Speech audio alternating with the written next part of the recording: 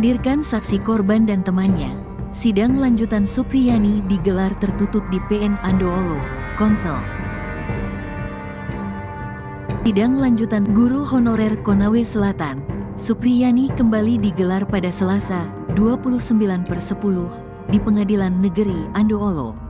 Sama seperti sidang sebelumnya, aparat kepolisian juga dikerahkan untuk pengamanan. Sebelumnya Supriyani telah menjalani 2 sidang dengan agenda pembacaan dakwaan dan eksepsi. Majelis Hakim menolak eksepsi dari Supriyani. Dalam sidang pemeriksaan saksi, korban dan 2 temannya turut dihadirkan. Lantaran saksi masih di bawah umur, maka persidangan digelar tertutup. Adapun total ada 8 saksi yang diperiksa dalam persidangan kali ini. Supriyani, guru Konawe Selatan, bukan penganiaya siswa SD. Hasil visum luka korban bukan dipukul. Sebenarnya, Nur Fitriana, ibu siswa berinisial M, sudah menerima sejak awal anaknya jatuh di sawah.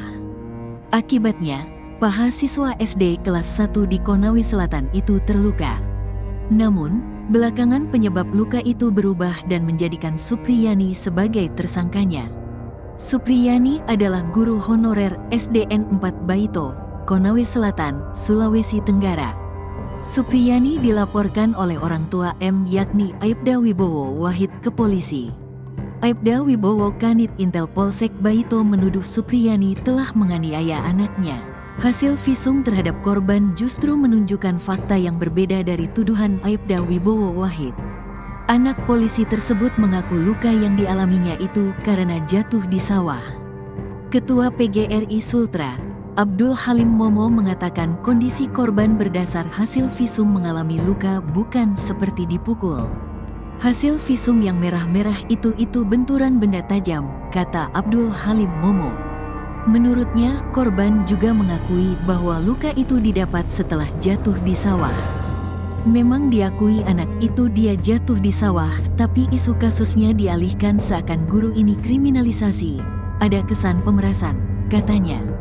Kuasa hukum Supriyani, Andri Darmawan, mengatakan kondisi korban berdasarkan dakwaan Jaksa Penuntut Umum, JPU, pun sangat janggal. Katanya kondisi korban mengalami kulit melepuh, bukan luka pukulan sapu. Korban dipukul menggunakan sapu sebanyak 1 kali.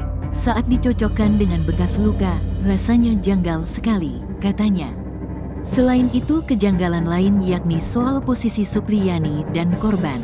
Supriyani wali kelas 1A, sedangkan korban kelas 1B.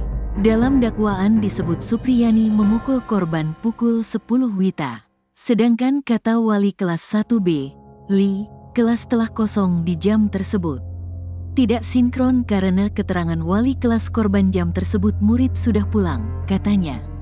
Sementara itu, mantan Kabareskrim Komjen Pol Susno Duaji angkat bicara.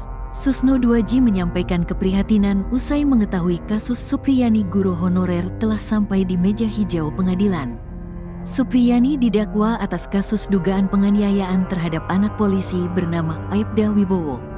Melansir dari Nusantara TV Prime, Susno menilai kasus yang menimpa Supriyani menunjukkan kurangnya pemahaman hukum. Ia juga mengatakan kasus ini memiliki banyak kejanggalan dan rekayasa yang sangat tinggi. Saya sangat prihatin dan sedih. Kasus ini bau-baunya rekayasanya sangat tinggi, ujar Susno.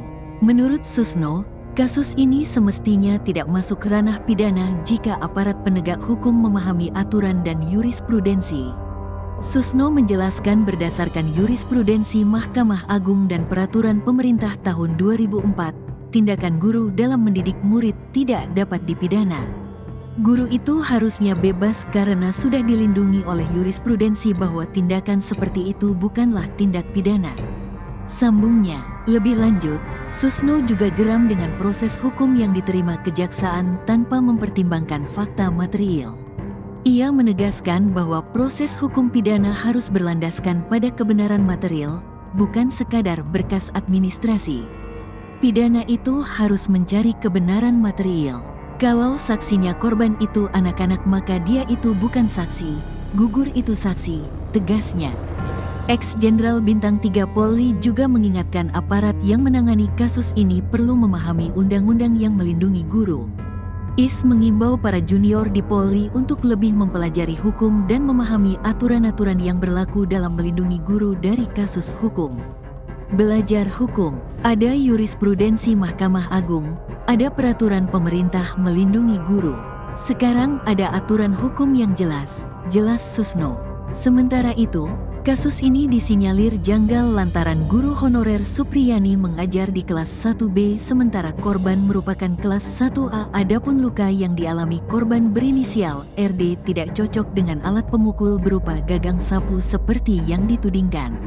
Susno menduga luka tersebut bukan terjadi di dalam lingkungan sekolah, melainkan di luar sekolah. Saya khawatir itu terjadi di luar sekolah. Apakah dia berkelahi, jatuh atau mungkin di rumahnya, kata Susno. Menurutnya, kasus ini tak perlu diterima oleh penyidik karena benda tumpul seperti sapu kecil kemungkinan meninggalkan luka goresan.